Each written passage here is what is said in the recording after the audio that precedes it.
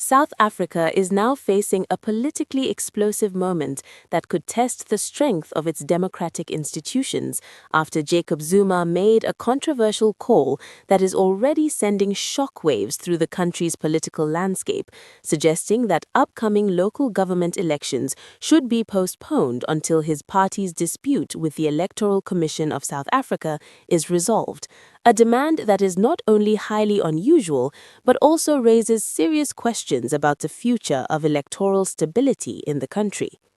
At the center of this development is Zuma's insistence that the 2024 general election results were flawed, with his Umkhonto weSizwe party claiming that votes were effectively stolen, an allegation that has not been proven in court but is now being used as the basis for a broader political argument that South Africa cannot proceed with new elections while previous disputes remain unresolved, a position that may resonate with his supporters but fundamentally challenges the established electoral framework.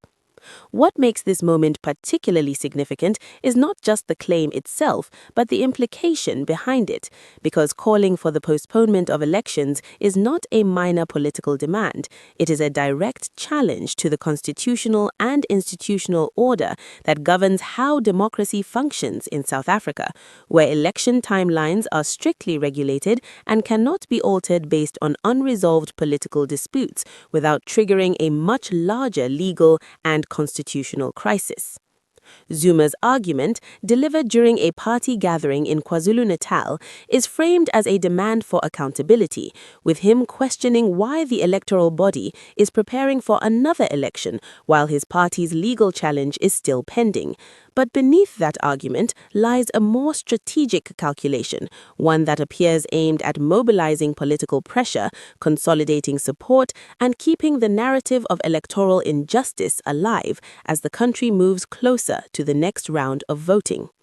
From a legal standpoint, the situation is far more complex than Zuma presents it, because electoral disputes are not uncommon in democratic systems, and they are typically handled through courts without disrupting the broader electoral calendar, meaning that the existence of a legal challenge does not automatically justify delaying future elections, especially in a system where continuity and predictability are essential to maintaining public confidence.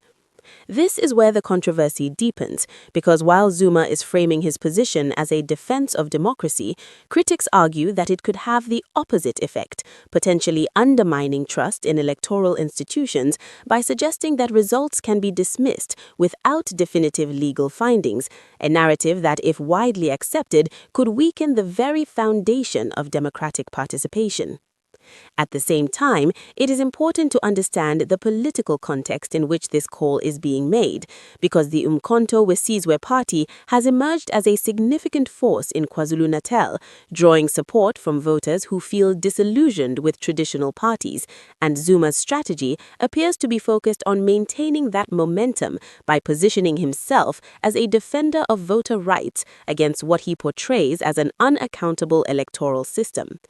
However, this strategy carries significant risks, not only for the country, but also for Zuma's own political standing, because if the courts ultimately reject his party's claims, the narrative of a stolen election could lose credibility, potentially weakening the very support base he is trying to energize, while also reinforcing the authority of the Electoral Commission.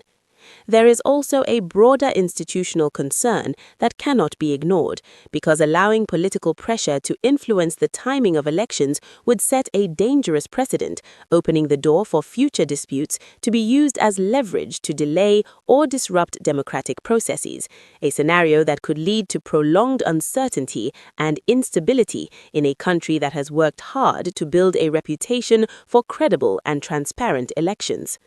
Despite these concerns, Zuma's message is likely to resonate with a segment of the population that already harbors distrust towards institutions, particularly in regions where political competition is intense and where narratives of marginalization and exclusion have gained traction, making this not just a legal issue but a deeply political one that will play out in both the courts and the public arena. The response from the Electoral Commission and other political parties will be critical in shaping how this situation evolves, because any perception of weakness or inconsistency could amplify the impact of Zuma's claims, while a firm and transparent approach could help reinforce public confidence in the electoral process even as the legal battle continues. Ultimately, this is not just a dispute about past election results, it is a test of South Africa's democratic resilience, a moment that will reveal whether institutions can withstand political pressure while maintaining their independence and credibility, and whether the country's political leaders are willing to prioritize stability over short-term advantage. As the legal process moves forward and the electoral court prepares to hear the case, the stakes will continue to rise, not only for Zuma and his party, but for the entire political system, because the outcome will shape not just the narrative of the 2024 elections, but the conditions under which future elections are conducted. What is clear is that South Africa is entering a period of heightened political tension, where the lines between legal challenge and political strategy are becoming increasingly blurred, and where the decisions made in the coming weeks could have lasting implications for the country's democratic trajectory.